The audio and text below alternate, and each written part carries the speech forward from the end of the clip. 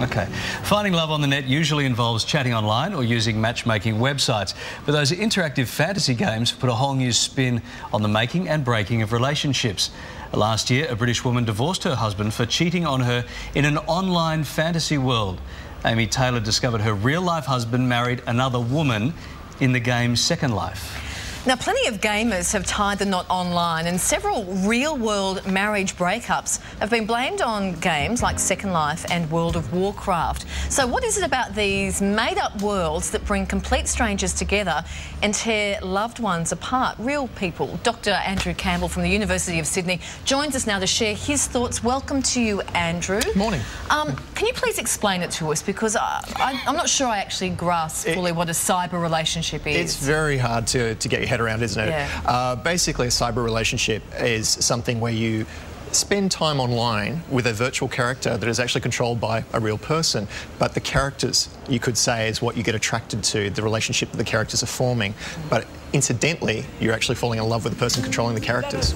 Without knowing the person who's controlling the characters? Without knowing the person who's controlling the characters. I was going to ask you how these relationships differ from the real world, but I think we'd need months and months to It would talk take a about that. long time, but basically... It doesn't resemble anything like a real relationship. No, it doesn't. And if you wanted to put it into very simple terms, you could say it starts like a pen-pal relationship, but it involves visual cues, and that's the characters themselves, a storyline and activities to do online. Okay, so why are people attracted to that? I think one of the things we've found with some studies, and it's only been a few studies done on it, is that people are lacking something in their own relationships and their own life offline. So they go online to create a world that they feel happier in. What, where they're taller, where they're... Yeah, they can create characters thinner, more attractive. Absolutely. Usually people create a character that is not unlike themselves at all. They will actually create new hairstyles, new body features, new styles to wear in fashion. And they'll create a world around that they are actually happy to be in. And sorry, more confident personalities? And that's, absolutely. Yeah. Absolutely. Okay. So then these more confident characters can go ahead and get together and go and do the wild thing.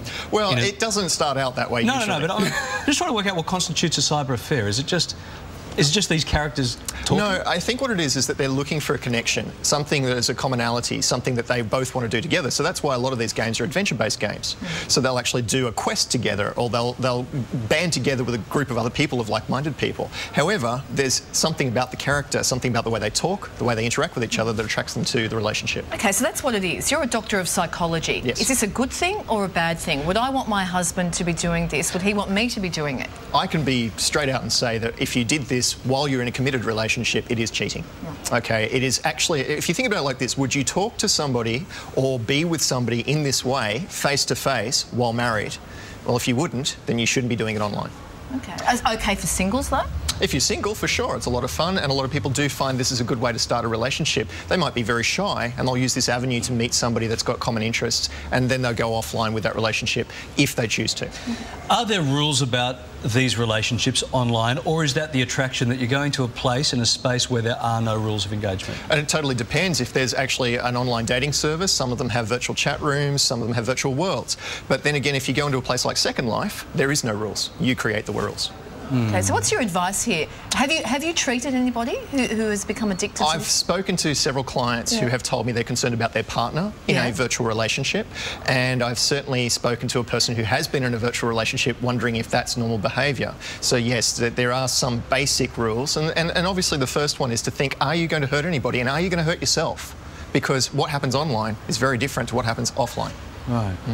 Wow. Gee, it makes my first date with Sylvie look really boring. A beer and a steak at the pub. Absolutely. Boring stuff. Hey, Andrew, thanks for your time. Not a problem. I appreciate it. Good to talk to you. I still don't understand it. No, Good to talk to you it's a hard area.